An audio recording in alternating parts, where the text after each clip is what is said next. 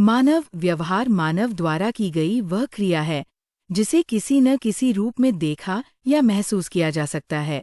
मानव व्यवहार में वह सब कुछ शामिल होता है जो कोई व्यक्ति शारीरिक क्रियाएं करता है, बोलता है और चेहरे के भाव या अन्य शारीरिक हावभाव व्यक्त करता है।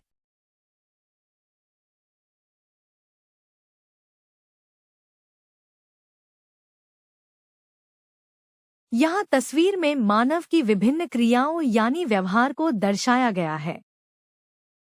यहाँ तस्वीर में मानव व्यवहार के विभिन्न हाव भावों को दर्शाया गया है।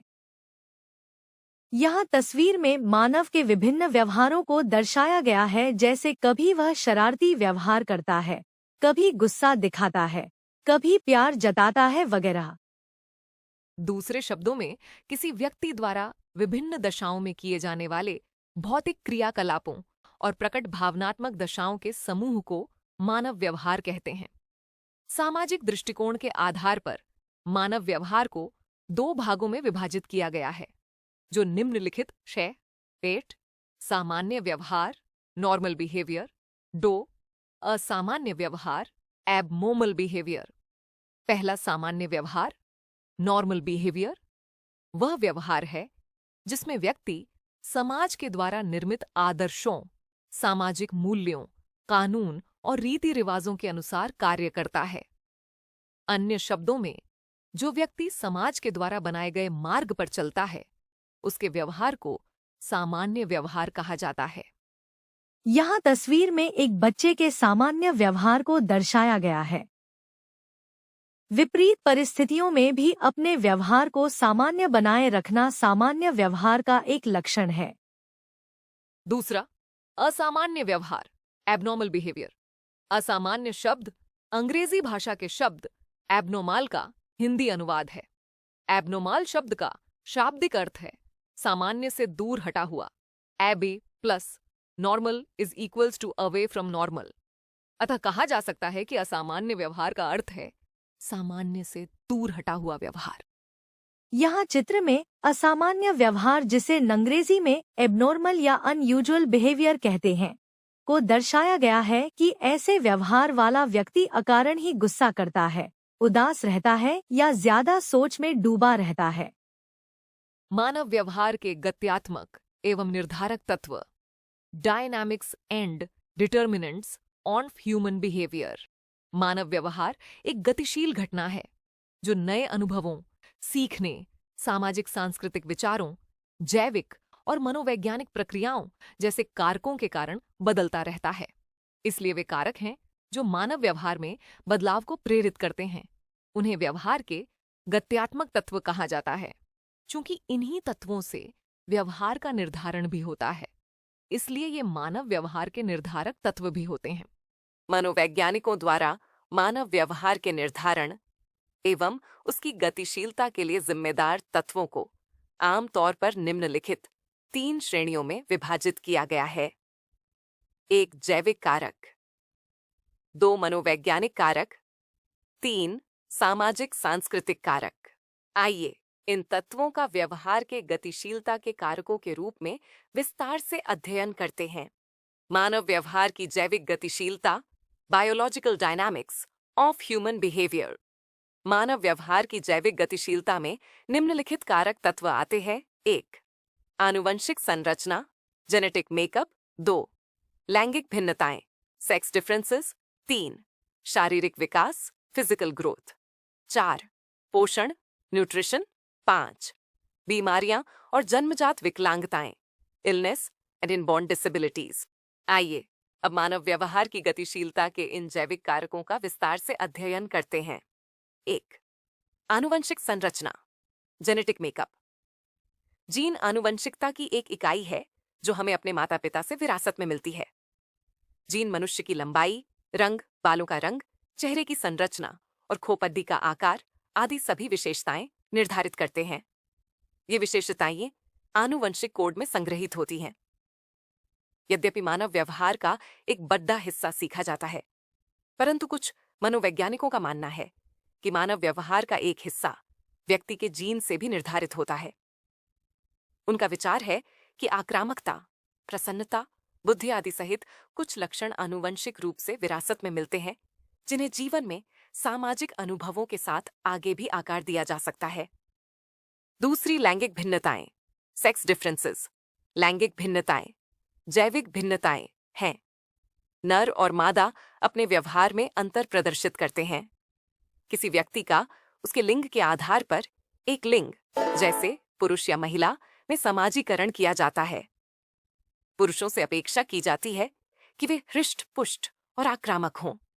महिलाओं से भावुक और देखभाल करने वाली होने की उम्मीद की जाती है। ये व्यवहार किसी व्यक्ति के लिंग को निर्दिष्ट करते हैं, जो सामाजिक रूप से निर्मित होता है। फिर भी जन्मजात यौन अंतर समाज द्वारा किसी व्यक्ति को लिंग, जैसे पुरुष या महिला, निर्दिष्ट करने का आधार बन जाता है। यहाँ चित्र में महिला और पुरुष के व्यवहार में अंतर दर्शाया गया है कि अपने बच्चों को पढ़ाते समय एक माता और एक पिता के व्यवहार में अंतर प्रदर्शित होता है। एक माता अपने बच्चों को प्यार दुलार के साथ पढ़ाती है, जबकि एक पिता पढ़ाते वक्त अपना थोड़ा गुस्सा भी जाहिर करता है। तीसरा, शारीरिक विकास, फिजिकल ग्रोथ।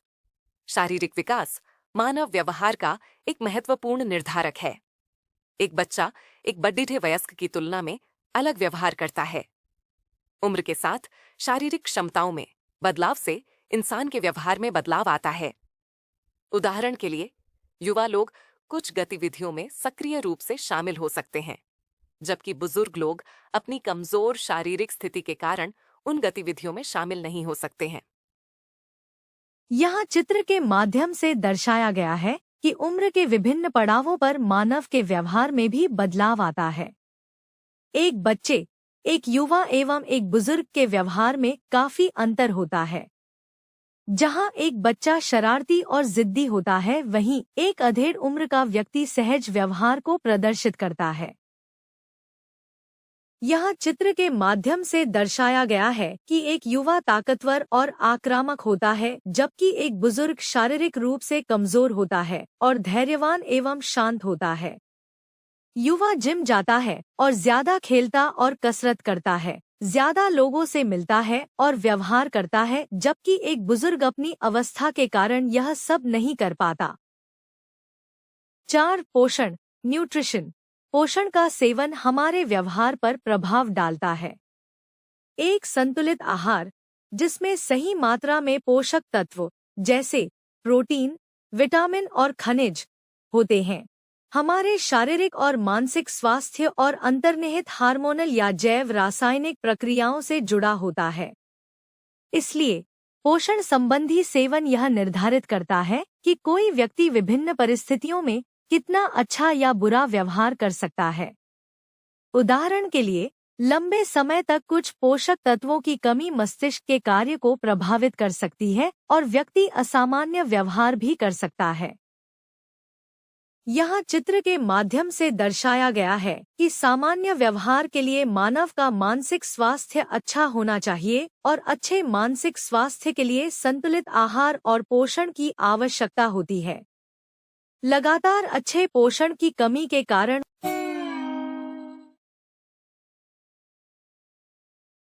मानसिक स्थिति बिगड़ जाती है, जिससे उस व्यक्ति का व्यवहार भी प्रभावित होता है।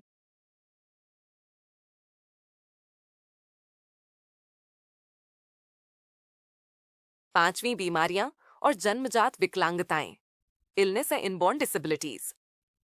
बीमारियां और जन्मजात विकलांगताएं भी मानव व्यवहार को प्रभावित करती हैं। शारीरिक अक्षमताएं और बीमारियां किसी व्यक्ति को कुछ शारीरिक गतिविधियां करने की अनुमति नहीं दे सकती हैं। इसी प्रकार आंख और कान संवेदी अंग हैं, जिनका उपयोग बाहरी उत्तेजना को समझने और उसके अनुसार प्रतिक्रिया देने के लिए किया जाता है। इसीलिए इन संवेदी अंगों में दोष किसी व्यक्ति के दूसरों के साथ बातचीत करने के तरीके को प्रभावित कर सकता है।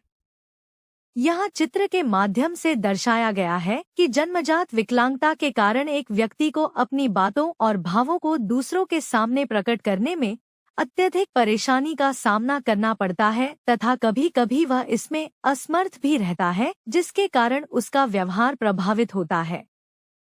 मानव व्यवहार की मनोवैज्ञानिक गतिशीलता psychological dynamics of human behaviour.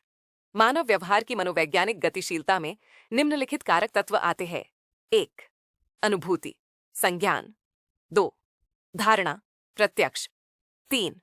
भावनाएं, भाव। 4. दृष्टिकोण, दृष्टि। 5. स्मृति, स्मरण। 6. मनोवैज्ञानिक आवश्यकताएं और बीमारियां, साइकोलॉजिकल नीड्स एंड इलनेसेस।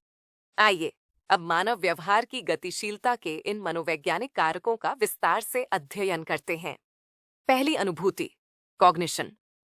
अनुभूति, संज्ञान, मानसिक प्रक्रियाओं को संदर्भित करती है, जैसे सोचना, मन में संग्रहीत जानकारी को पुनः प्राप्त करना और मन में जानकारी को संसाधित करना।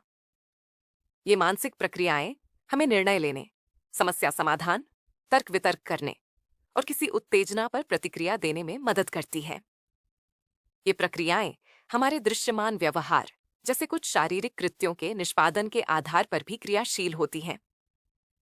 संज्ञानात्मक व्यवहार सिद्धांत बताता है कि लोगों की भावनाएं, विचार, व्यवहार और शारीरिक संवेदनाएं एक दूसरे से जुड़ी हुई हैं और लोग जो कुछ भी करते हैं और जो कुछ भी सोचते हैं वह उनकी भावनाओं को प्रभावित करता है। साथ ही इनमें से एक में परिवर्तन से दूसरों में भी परिवर्तन आएगा। दूसरी धारणा, परसेप्शन। धारणा एक मनोवैज्ञानिक घटना है। इसका मतलब है कि जिस तरह से हम दूसरों की बाहरी घटनाओं या कार्यों को समझते हैं, हम अपनी संवेदी अंगों का उपयोग करके किसी चीज को देखते या सुनते हैं, लेकिन हमारा मन उस चीज को कैसे देखता है, यह उसके प्रति हमारे व्यवहार को प्रभावित करता है। उदाहरण के लिए, एक ही घटना आसपास होने वाली को देखने वाले अलग अलग लोगों द्वारा अलग अलग तरह से देखी जा सकती है। इस प्रकार अपनी धारणाओं के आधार पर वे इस पर अलग अलग प्रतिक्रिया दे सकते हैं। 3. भावनाएं, इमोशंस। भावनाएं भावनाओं की आंतरिक स्थिति को संदर्भित करती हैं। हमारी भावनाएं यह निर्धारित करती हैं कि हम किसी चीज के प्रति कैसा व्यवहार करेंगे। उदाहरण के लिए, गुस्से में कोई व्यक्ति आक्रामक व्यवहार कर सकता है। दूसरी ओर, खुशी की भावनाएं एक प्रसन्न व्यवहार में परिणत होती हैं। अस्थायी भावनाओं के अलावा भावनात्मक स्थिरता की सामान्य स्थिति भी व्यक्ति के समग्र व्यवहार को प्रभावित करती है। भावनात्मक रूप से अस्थिर व्यक्ति अपने व्यवहार में अचानक परिवर्तन प्रदर्शित कर सकता है।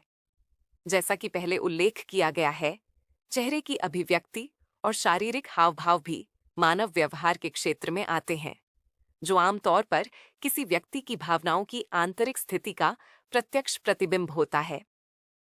चौथा दृष्टिकोण, एटीट्यूड। दृष्टिकोण किसी चीज का नकारात्मक या सकारात्मक मूल्यांकन है।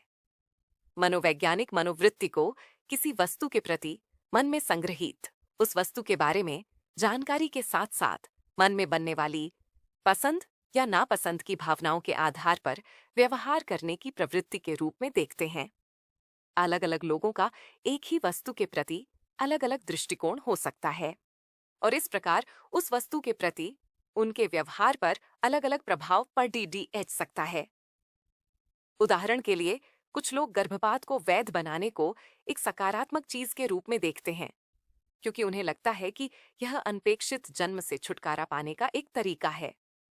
हालांकि अन्य लोग भी गर्भपात को वैध बनाने को एक नकारात्मक चीज के रूप में देखते हैं, क्योंकि उनका मानना है कि भ्रूण को जीवन का अधिकार है।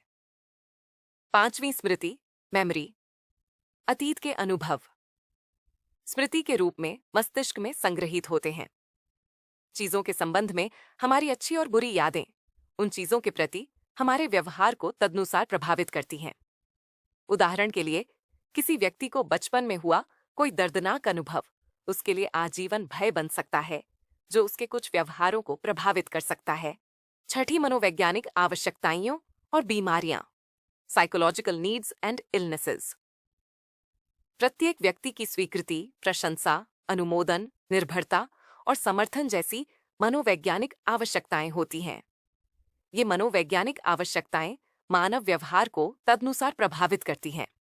इसी प्रकार अवसाद और चिंता जैसी मनोवैज्ञानिक बीमारियां से भी मानव व्यवहार पर प्रभाव डालती हैं। मानव व्यवहार की सामाजिक सांस्कृतिक गतिशीलता, socio cultural dynamics of human behaviour. मानव व्यवहार की सामाजिक गतिशीलता में निम्नलिखित कारक तत्व आते हैं। बेन, सामाजिक मानदंड और मूल्य, सोशल नॉर्म्स एंड वैल्यूज। 2. किसी व्यक्ति के लिंग पर आधारित सामाजिक अपेक्षाएं, social expectations of a person on the base of gender. 3. व्यक्ति की सामाजिक स्थिति, social status of a person. 4. व्यक्ति की पारिवारिक संरचना, फैमिली स्ट्रक्चर ऑफ एक पीरसन। 5वीं व्यक्ति की धार्मिक आस्था, religious belief of a person. 6ठी व्यक्ति की शैक्षणिक स्थिति, educational status of a person. 7वीं व्यक्ति की आर्थिक स्थिति, economical status of a person. 8. आधुनिकीकरण का प्रभाव, इम्पैक्ट ऑफ मॉडर्नाइजेशन। 9. शहरीकरण का प्रभाव, इम्पैक्ट ऑफ अर्बनाइजेशन। मानव व्यवहार की सांस्कृतिक गतिशीलता में निम्नलिखित कारक तत्व आते हैं। 1. परंपराएं और रीति रिवाज, ट्रेडिशंस एंड कस्टम्स। 2. भाषा में परिवर्तन, चेंज इन लैंग्वेज। 3. सांस्कृतिक समारोह जैसे विवाह, खेल आदि, कल्चरल सेरेमोनीज। 4. भौतिक संस्कृति जैसे भवन निर्माण की शैलियां, एसडीडीएच के फर्नीचर, उपकरण आदि, मटेरियल कल्चर। 5. सामाजिक परिवर्तन के प्रति सांस्कृतिक प्रतिक्रिया, सांस्कृतिक परिवर्तन की ओर सामाजिक परिवर्तन। 6. जातीय केंद्रवाद और विदेशी केंद्रवाद, एथनोसेंट्रिज्म एंड जीनोसेंट्रिज्म। 7. विभिन्न समाजों में संस्कृति में परिवर्तन, changes in culture across societies. मानव व्यवहार के अध्ययन के कुछ प्रमुख दृष्टिकोण। Some famous approaches to human behaviour study. मानव व्यवहार के अध्ययन के कुछ प्रमुख दृष्टिकोण निम्न प्रकार है। 1. मनोविश्लेषणात्मक दृष्टिकोण, साइकोएनालिटिक अप्रोच। 2. मानवतावादी दृष्टिकोण, ह्यूमनिस्टिक अप्रोच। 3. व्यवहारवादी दृष्टिकोण, बिहेवियरल अप्रोच। 4. संज्ञानात्मक दृष्टिकोण, कोग्नेटिक अप्रोच। 5 गुण दृष्टिकोण, ट्रेट अप्रोच। पहला, मनोविश्लेषणात्मक दृष्टिकोण, साइकोएनालिटिक अप्रोच। यह सिद्धांत इस धारणा पर आधारित है कि एक व्यक्ति अनदेखी ताकतों से अधिक प्रेरित होता है जो सचेत और तर्कसंगत विचार द्वारा नियंत्रित होते हैं। यह सिद्धांत बताता है कि हमारे बचपन के अनुभव और अचेत इच्छाएं हमारे व्यवहार को आकार देते हैं। सिगमंड फ्रायड के अनुसार मन के 3 घटक होते हैं: आईडी, ईदम, ईगो, अहम, और सुप्राईगो, परा अहम। 2. मानवतावादी दृष्टिकोण, ह्यूमनिस्टिक अप्रोच। यह एक मनोवैज्ञानिक दृष्टिकोण है जो बताता है कि मानव सबसे महत्वपूर्ण चीज है, जो जटिल, विकार, व्यवहार या पर्यावरण से भी अधिक महत्वपूर्ण है।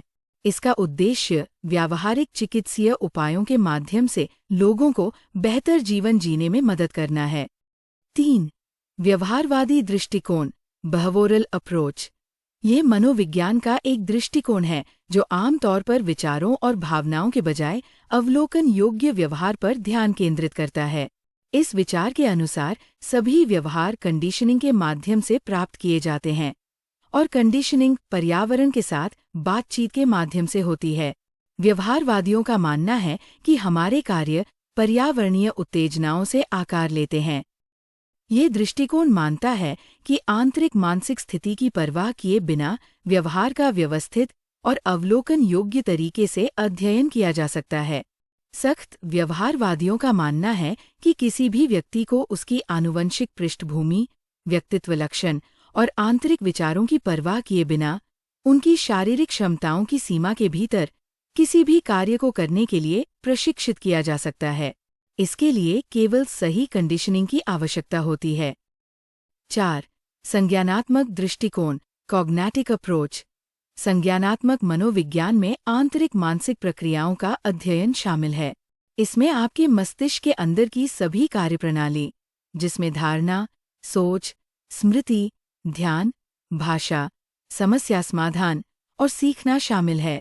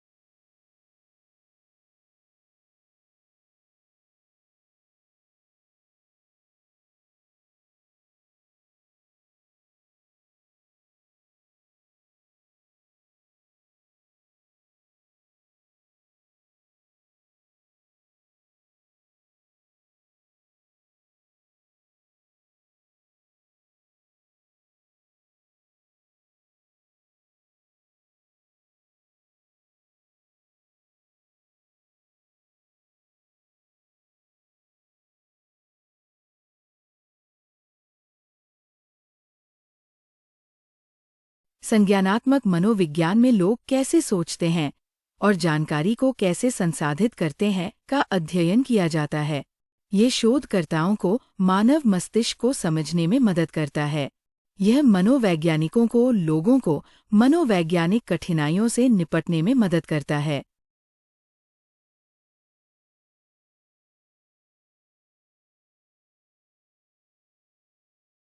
5. गुण दृष्टिकोण ट्रेट अप्रोच। ये गुण सिद्धांत द्वारा समर्थित है। इसमें कहा गया है कि किसी व्यक्ति का व्यक्तित्व या व्यवहार उन विशेषताओं से निर्धारित होता है जो किसी व्यक्ति के जीवन की लंबी अवधि में सुसंगत और स्थिर होती है। मानव व्यवहार के अध्ययन की कुछ महत्वपूर्ण विधियां। Some famous methods to learn human behavior. मानव व्यवहार के अध्ययन की कुछ महत्वपूर्ण विधियां निम्न प्रकार है। 1. आत्मनिरीक्षण विधि इंट्रोस्पेक्शन मेथड। 2. अवलोकन विधि ऑब्जर्वेशन मेथड। 3. प्रायोगिक विधि एक्सपेरिमेंटल मेथड। 4. क्लिनिकल विधि केस हिस्ट्री विधि clinical method case history method. 5. सर्वेक्षण विधि सर्वे मेथड। 1. आत्मनिरीक्षण विधि इंट्रोस्पेक्शन मेथड। यह विधि ईबी टिचन द्वारा प्रस्तुत की गई थी। आत्मनिरीक्षण का अर्थ है अंदर देखना, दूसरे व्यक्तियों की आंतरिक भावनाओं और अनुभवों को समझना संभव नहीं है, लेकिन व्यक्ति स्वयं निरीक्षण कर रिपोर्ट कर सकता है।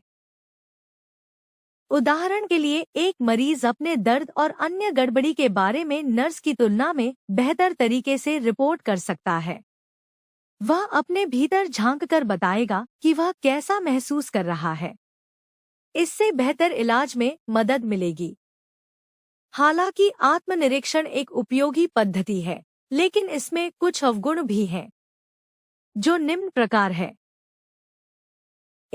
हम पर्यवेक्षक द्वारा दी गई रिपोर्ट को सत्यापित नहीं कर सकते, इसलिए हमें उसकी रिपोर्ट स्वीकार करनी होगी।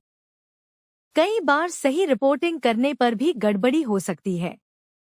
बी. इस पद्धति का उपयोग बच्चों, जानवरों और मानसिक विकारों से पीड़ित व्यक्तियों का अध्ययन करने के लिए नहीं किया जा सकता है, लेकिन ये एक सस्ता और आसान तरीका है।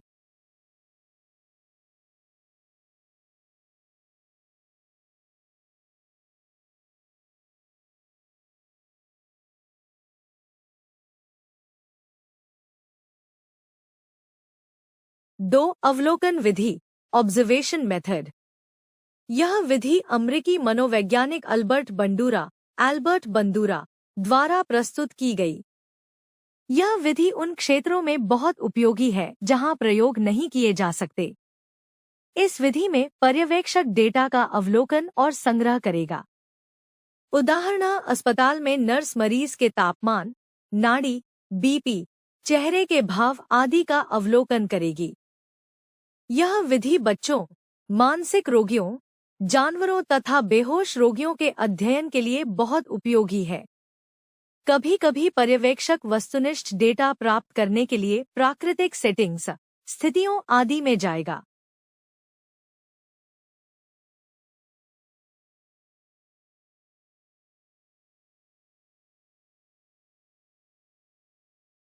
क्योंकि प्राकृतिक परिवेश में जिस व्यक्ति का अवलोकन किया जा रहा है उसे पता नहीं चलेगा कि उसका अवलोकन किया जा रहा है।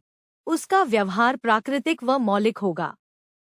इसलिए इस विधि को प्रकृतिवादी अवलोकन या वस्तुनिष्ठ अवलोकन विधि के रूप में भी जाना जाता है। यह बहुत ही अच्छा और उपयोगी तरीका है, लेकिन इसके भी कुछ नुकसान हैं जो निम्न प्रकार हैं। व्यक्तिपरक रिपोर्ट की संभावना है और पर्यवेक्षक के पूर्वाग्रह आ सकते हैं। कभी-कभी प्राकृतिक व्यवहार का निरीक्षण करने के लिए पर्यवेक्षक को अधिक समय, ऊर्जा और पैसा खर्च करना पड़ सकता है। 3. प्रायोगिक विधि एक्सपेरिमेंटल मेथड। प्रायोगिक मनोविज्ञान 19वीं शताब्दी में एक आधुनिक शैक्षणिक अनुशासन के रूप में उभरा जब मनोवैज्ञानिक विल्हेम वुंड ने इस क्षेत्र में गणितीय और प्रयोगात्मक दृष्टिकोण पेश किया। वुंड ने जर्मनी के लीप्जिग में पहली मनोविज्ञान प्रयोगशाला की स्थापना की, जहां आरंभ में कबूतरों एवं चूहों पर परीक्षण किए। यह व्यवहार का अध्ययन करने का सबसे वस्तुनिष्ठ तरीका है। इस विधि में प्रयोगशालाओं में नियंत्रित परिस्थितियों में प्रयोग किए जाते हैं। प्रयोगों में आमतौर पर आश्रित चर पर स्वतंत्र चर के प्रभाव का अध्ययन किया जाता है। इसलिए 2 चर होंगे, अर्थात स्वतंत्र और आश्रित चर। कुछ अन्य चर भी होंगे जो प्रयोगकर्ता नहीं चाहते हैं और उनका हस्तक्षेप प्रयोग के परिणामों को प्रभावित कर सकता है। ऐसे चरों को नियंत्रित किया जाना चाहिए। इन अवांछित चरों को बाहरी या हस्तक्षेपकारी चर कहा जाता है। इन बाहरी चरों के प्रभाव को नियंत्रित करने के लिए नियंत्रित परिस्थितियों में प्रयोग किए जाते हैं। उदाहरण रक्तचाप के स्तर पर संगीत के प्रभाव का अध्ययन प्रयोगशाला सेटिंग्स में किया जा सकता है। यहाँ संगीत स्वतंत्र चर है और बीपी आश्रित चर है। संगीत के अलावा अन्य सभी ध्वनियाँ बाह्य चर हैं जिन्हें नियंत्रित किया जाना है ताकि केवल संगीत के प्रभाव का आकलन किया जा सके। इसी प्रकार विभिन्न औषधियों, भोजन आदि के प्रभाव का भी अध्ययन किया जा सकता है। प्रयोग 2 समूहों का उपयोग करके भी किए जा सकते हैं, जिन्हें प्रायोगिक समूह और नियंत्रण समूह कहा जाता है। ऐसे प्रयोगों में स्वतंत्र चर केवल प्रायोगिक समूह पर संचालित होता है और नियंत्रण समूह को स्थिर रखा जाता है। अन्यथा प्रयोग एक ही समूह पर 2 स्थितियों अर्थात प्रयोगात्मक और नियंत्रित स्थितियों के तहत आयोजित किया जा सकता है। आम तौर पर किसी प्रयोग में निम्नलिखित चरणों का पालन किया जाता है। क. समस्या की पहचान, आइडेंटिफिकेशन ऑफ प्रॉब्लम। ख. परिकल्पना का निरूपण, फॉर्मुलेशन ऑफ हाइपोथेसिस। ग. प्रयोग को डिजाइन करना, डिजाइनिंग द एक्सपेरिमेंट। घ. प्रयोग द्वारा परिकल्पना का परीक्षण करना, testing the hypothesis by experiments. द. परिणामों का विश्लेषण, एनालिसिस ऑफ रिजल्ट्स। च. परिणामों की व्याख्या, इंटरप्रिटेशन ऑफ रिजल्ट्स। इस विधि का लाभ यह है कि प्रयोग के परिणामों को उसी प्रयोग को दोहराकर सत्यापित किया जा सकता है। लेकिन इस विधि में कुछ अवगुण भी हैं जो निम्न प्रकार हैं। ए. प्रयोग करना बहुत महंगा और समय लेने वाला है। बी. एक अन्य विशेषता यह है कि प्रयोग प्रयोगशाला के बाहर नहीं किए जा सकते। 4. क्लिनिकल विधि, केस हिस्ट्री विधि, क्लिनिकल मेथड और केस हिस्ट्री मेथड। मानव व्यवहार के अध्ययन के लिए नैदानिक विधि, क्लिनिकल मेथड या केस हिस्ट्री विधि, केस हिस्ट्री मेथड का विकास मुख्य रूप से सिगमंड फ्रायड और उसके अनुयायियों ने किया था। उन्होंने इस विधि का उपयोग मनोवैज्ञानिक विकारों से पीड़ित व्यक्तियों के व्यवहार को समझने के लिए किया, विशेष रूप से फोबिया, न्यूरोसिस और यौन चिंताओं जैसे जटिल मुद्दों का अध्ययन करने के लिए। इस पद्धति का उपयोग आमतौर पर अस्पतालों और शैक्षिक संस्थानों में भी किया जाता है। अस्पतालों में जब कोई मरीज भर्ती होता है तो नर्स मरीज की बीमारी से संबंधित विस्तृत जानकारी एकत्र कर सकती है। जानकारी में बीमारी का पिछला इतिहास, पहले से लिया गया उपचार, यदि कोई बदलाव हो जैसे सुधार, वर्तमान स्थिति, संभावित कारण, संकेत और लक्षण आदि शामिल हैं। यह जानकारी रोगी, उसके करीबी रिश्तेदारों जैसे माता-पिता, भाई-बहन या से प्राप्त की जा सकती है, अन्य जो उसके साथ हैं या उसके दोस्तों, पड़ोसियों आदि से। 5. सर्वेक्षण विधि, सर्वे मेथड।